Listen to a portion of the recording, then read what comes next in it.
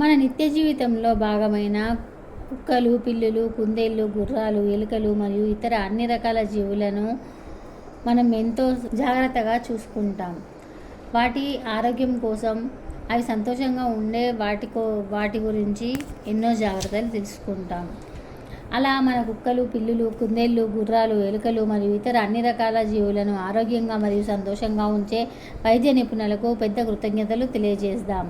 ఏ వ్యక్తికైనా, పిల్లైనా, కుక్కైనా, కుందేలైనా లేదా గుర్రమైన జంతు ప్రేమికులందరూ అంగీకరించే ఒక నిర్దిష్ట విషయం ఉంది. అదే జంతు సంరక్షణ విషయంలో, జంతువుల సంరక్షణలో పశువైద్యులు చేసే అద్భుతమైన పని అది. అయితే దీనికి మనం ఒక రోజును వాడుకుంటున్నాం. అదే ఏప్రిల్ 27వ తారీఖు. దీనినే ప్రపంచ పశు వైద్య దినోత్సవంగా చెప్పుకుంటాం. అయితే ఈ ప్రపంచ పశు వైద్య దినోత్సవ చరిత్ర ఏంటి, ఎలా జరిగింది అనేది మనం ఇప్పుడు తెలుసుకుందాం. 1863లో ఎడిన్బర్గ్లోని వెటర్నరీ కాలేజీ నుండి ప్రొఫెసర్ జాన్ గామ్గీ ద్వారా వరల్డ్ వెటర్నరీ కాంగ్రెస్ ప్రారంభం జరిగింది. 1959 నాటికి జంతువుల ఆరోగ్యం మరియు సంక్షేమంపై దృష్టి సారించే లక్ష్యంతో వరల్డ్ వెటర్నరీ అసోసియేషన్ స్థాపించబడింది. ప్రపంచవ్యాప్తంగా ఉన్న పశు వైద్యులు చేసే ప్రాణాలను రక్షించే పనిని హైలైట్ చేయడానికి మరియు ప్రోత్సహించడానికి వరల్డ్ వెటర్నరీ అసోసియేషన్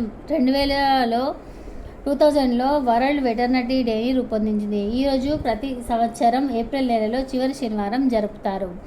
ప్రతి సంవత్సరం పెంపుడు జంతువుల యజమానులు జంతు సంరక్షణకు సంబంధించిన వివిధ అంశాల ప్రాముఖ్యతను గుర్తుంచుకోవడానికి మరియు పశువైద్యులు ఎలా సహాయపడగలరు అనేది, మీ పెంపుడు జంతువుకు సంబంధించిన టీకాలు తాజాగా ఉన్నాయని నిర్ధారించుకోవడానికి వేరే రకంగా అన్ని విధాలుగా మనకు తెలియజేయడం జరుగుతుంది. అసలు ఇది ఎలా మొదలైంది? మొదటి పశువైద్య పాఠశాల ఎప్పుడు ప్రారంభించబడింది అంటే 1761లో మొదటి పశువైద్య పాఠశాల ప్రారంభించబడింది. ఫ్రాన్స్లోని లియోన్లో స్థాపించబడిన ప్రపంచంలోని మొట్టమొదటి పశువైద్య పాఠశాల పశువైద్యులకు శిక్షణ ఇవ్వడం ప్రారంభించింది. అలాగే 1863లో వరల్డ్ వెటర్నరీ కాంగ్రెస్ ప్రారంభమైంది. యూరప్ నుండి వెటర్నరీ కాంగ్రెస్ ఆఫ్ ఎడిన్బర్గ్కు చెందిన ప్రొఫెసర్ జాన్ గామ్గీ ద్వారా పశువైద్యుల బృందాన్ని ఒకచోట చేర్చారు. 1959లో వరల్డ్ వెటర్నరీ అసోసియేషన్ ప్రారంభించబడింది. కేవలం వార్షిక సమావేశం నుండి పూర్తి స్థాయి సంస్థగా మారుతూ జంతు ఆరోగ్యం మరియు సంక్షేమంపై దృష్టి పెట్టడానికి ఈ అసోసియేషన్ స్థాపించబడింది. అలాగే 2000లో ప్రపంచ పశు వైద్య దినోత్సవం ఏర్పాటు చేయబడింది. వరల్డ్ వెటర్నరీ అసోసియేషన్ ద్వారా స్థాపించబడిన ఈరోజు వైద్యులు మరియు పారా ప్రొఫెషనల్స్తో సహా పశు వైద్య వృత్తిలో ఉన్న వారిని జరుపుకోవడానికి ఉద్దేశించబడింది. 2008లో ప్రపంచ వెటర్నరీ అవార్డు సృష్టించబడింది. వెటర్నరీ రంగంలో అత్యుత్తమ సహకారాన్ని గుర్తించడం ఈ అవార్డు లక్ష్యం. కెన్యా వెటర్నరీ అసోసియేషన్కు మొదటి అవార్డు లభించింది. ప్రపంచ పశువైద్య దినోత్సవాన్ని ఎలా జరుపుకోవాలి? వివిధ కార్యక్రమాల్లో పాల్గొనడం ద్వారా ప్రపంచ పశువైద్య దినోత్సవాన్ని పాటించండి మరియు జరుపుకోండి. ఈ ఆలోచనతో కొన్నింటిని ప్రారంభించండి. పశు వైద్యునికి ప్రశంసలు తెలపాలి. ఈ రోజున మనం స్థానిక పశు వైద్యులను మరియు వారి సిబ్బందికి ధన్యవాదాలు చెప్పడానికి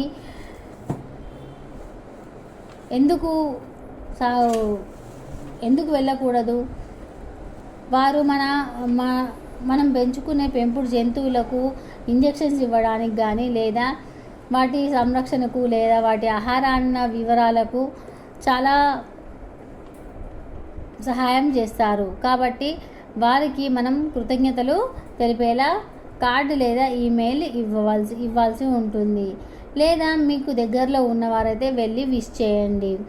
పశువైద్యులు తమ కోసం మాట్లాడలేని వారిని రక్షించడంలో మరియు సంరక్షించడంలో సహాయపడతారు.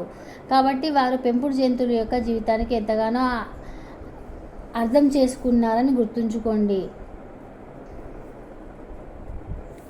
పెంపుడు జంతువుల యజమానులు తమ పెంపుడు జంతువులకు రెగ్యులర్ చెకప్లు చేయడాన్ని ఇటీవల వాయిదా వేసి లేదా మర్చిపోయిన వారికి ఇదే సరైన సమయం.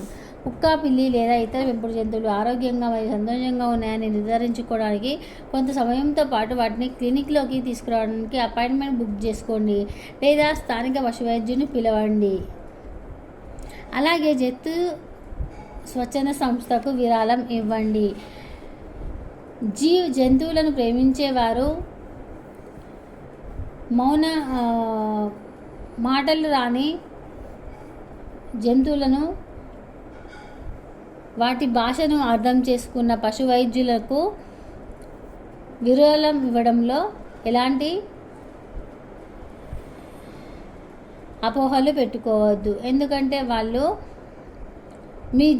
మీ జంతువుల భాషను అర్థం చేసుకొని వాటికి తగినట్టుగా అనుకూలంగా వాటికి జరిగింది ఏంటి, అవి ఏం తింటున్నాయి, ఏం తింటలేదు, ఏం ఇష్టపడుతున్నాయి, ఏం ఇష్టపడడం లేదు అనేది తెలుసుకుంటారు. వారి భాష అంటే మూగ భాషను పశు వైద్యులు అర్థం చేసుకుంటారు. కాబట్టి మీరు వారిని బెస్ట్ ఫ్రెండ్గా వాటికి విరాళం ఇస్తూ బెస్ట్ ఫ్రెండ్గా చేసుకోవచ్చు. అలాగే మానవుల వల్ల కలిగే జంతువుల బాధను తగ్గించడానికి మరియు వేలాది జంతువుల ప్రాణాలను రక్షించడానికి వారు తమ జీవితాన్ని అంకితం చేస్తారు. అత్యంత ప్రసిద్ధ జంతు సంక్షేమ స్వచ్ఛంద సంస్థలో ఒకటి American society for the prevention of cruelty to animals. దత్తత కేంద్రాలు, ఆశ్రయాలు, పునరావాస సేవలు మరియు పునరావాస కేంద్రాలను నిర్వహిస్తుంది. అది ASPCA జంతు సంక్షేమ సంస్థ. మానవుల కలిగే జంతువుల బాధను తగ్గించడానికి మరియు వేలాది జంతువుల ప్రాణాలు రక్షించడానికి అంకితం చేయబడింది. బెస్ట్ ఫ్రెండ్స్ యానిమల్ సొసైటీ చంపకూడదనే ఉద్యమంలో నాయకుడు ఆశ్రయాలలో జంతువులను చంపకుండా రక్షించడమే లక్ష్యం మరియు వాటి అభయారణ్యం పిల్లులు మరియు కుక్కలకు మాత్రమే కాకుండా అనేక ఇతర రకాల జంతువులను కూడా అంకితం చేయబడింది.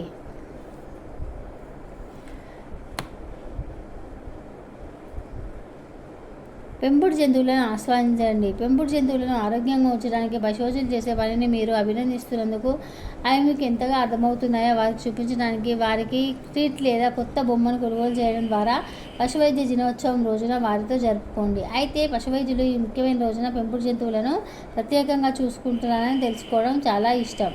కాబట్టి వారు పొందే విందులు వారి శరీరానికి మరియు దంతాలకు ఆరోగ్యంగా ఉన్నాయని నిర్ధారించుకోండి.